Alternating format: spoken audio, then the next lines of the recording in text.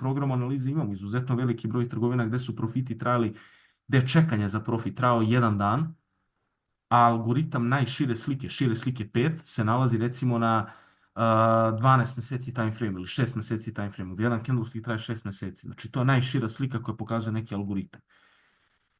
Dok, na primjer, kada pratimo, evo, to je slična situacija kao kada bi ušli sada recimo na Euro USD, znači kada uđete na Euro USD i kada pogledamo trodnevni time frame, vidimo da ovdje postoji jedan jako kvalitetan algoritam ponovne akumulacije zajedno sa kasnijom akumulacijom koji traje od 2004. godine.